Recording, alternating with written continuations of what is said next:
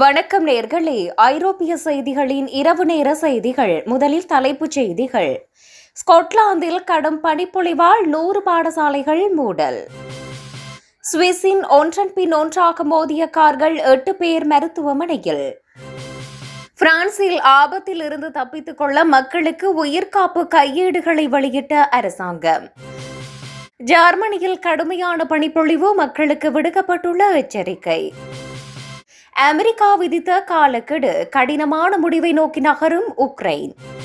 பிரித்தானியாவில் அதிக வருமானம் ஈட்டுபவர்களுக்கு 3 ஆண்டுகளில் குடியுரிமை வாய்ப்பு.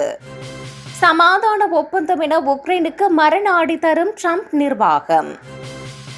ஐரோப்பிய ஒன்றிய வன அழிப்பு சட்ட தாமதம், நாடாளுமன்றத்தில் பிளவு. இனி விரிவான செய்திகள்.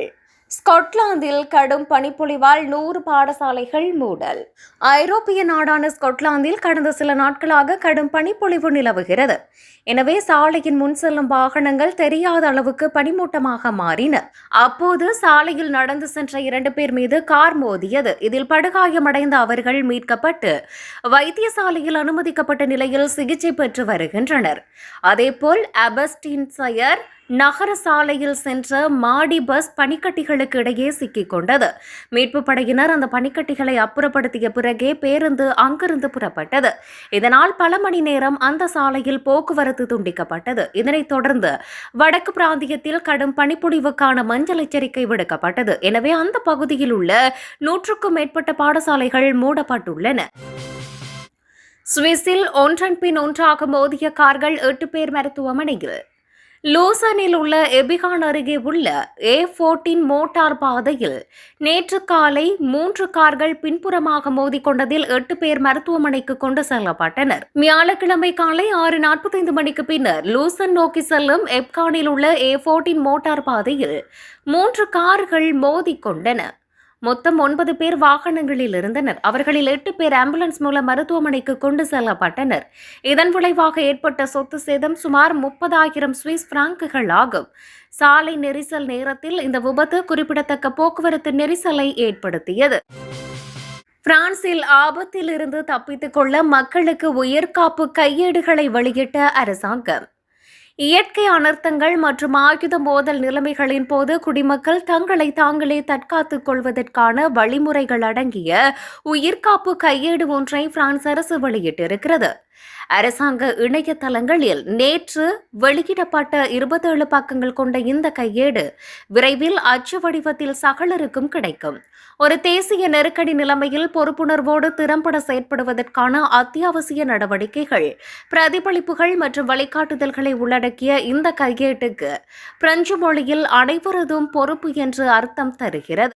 குறைந்தது 72 மணித்தியாலங்கள் தாக்கு பிடிக்கக்கூடியவாறு உணவு, குடிதண்ணீர், அத்தியாவசிய முதலுதவி மருந்துகள், டார்ச் லைட், பேட்டரியில் இயங்கக்கூடிய வானொலி பெட்டிகள் போன்ற பொருட்களை உள்ளடக்கிய அவசர கால பொதி ஒன்றை தயாராக வைத்திருக்குமாறு அறிவுறுத்தப்பட்டுள்ளது. ஜெர்மனியில் கடுமையான பனிப்பொழிவு, மக்களுக்கு விடுக்கப்பட்டுள்ள எச்சரிக்கை. ஜெர்மனியில் இந்த வார இறுதியில் ஆபத்தான குளிர்காலம் ஆரம்பிக்கும் என தெரிவிக்கப்பட்டுள்ளது. வழக்கத்துக்கு மாறாக இரவு நேர வெப்பநிலை -10°C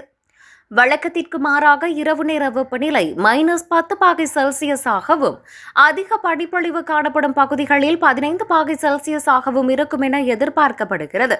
அத்துடன் பகல் நேர வெப்பநிலை பல பகுதிகளில் உறைபனி அளவை விட குறைவாக இருக்கும். மேலும் இன்றைய தினமான சனிக்கிழமை பெரும்பாலும் வெயிலாக இருக்கும் என கூறப்பட்ட போதிலும் சிறிது குளிர் இருக்கலாம். இதேவேளை ஞாயிற்றுக்கிழமை வானிலையில் பெரும் மாற்றம் ஏற்பட உள்ளது. இதன்போது மேற்கிலிருந்து ஒரு பனிமுகப்பு நாடு முழுவதும் நகர்ந்து தாழ்வான பகுதிகளுக்கு பனியை கொண்டு வரும். அமெரிக்கா விதித்த காலக்கெடு, கடினமான முடிவை நோக்கி நகரும் உக்ரைன். போரை முடிவுக்கு கொண்டு வரும் திட்டத்தை உக்ரைன் ஏற்றுக்கொள்ள வேண்டும் என்று அமெரிக்க ஜனாதிபதி டொனால்ட் ட்ரம்ப் வலியுறுத்தியுள்ளார். உக்ரைனுக்கு 1 வாரம் அவகாசம் தருவதாக அவர் குறிப்பிட்டார். அமைதி திட்டத்தின்படி உக்ரைன் சில வட்டாரங்களை ரஷ்யாவிடம் விட்டுக் கொடுக்க வேண்டி வரும். ராணுவ செயல்பாடுகளை குறைப்பதோடு நேட்டோ கூட்டணியில் சேரப்போவதில்லை என்று உக்ரைன் உறுதியளிக்க வேண்டும். திட்டம் பிடிக்கவில்லை என்றால் இருதரப்பும் தொடர்ந்து சண்டை போட்டுக் கொள்ள வேண்டியதுதான் என்று ட்ரம்ப் கூறியுள்ளார். ரஷ்ய ஜனாதிபதி விளாடிமிர் புட்டின் அமைதி திட்டத்தை வரவேற்றிருக்கிறார். உக்ரைனிய ஜனாதிபதி வோலோடிமிர் செலன்ஸ்கி சில சிரமமான முடிவுகளை எடுக்க வேண்டிய இக்கட்டத்தில் இருப்பதாக குறிப்பிட்டார். அவர் அமெரிக்க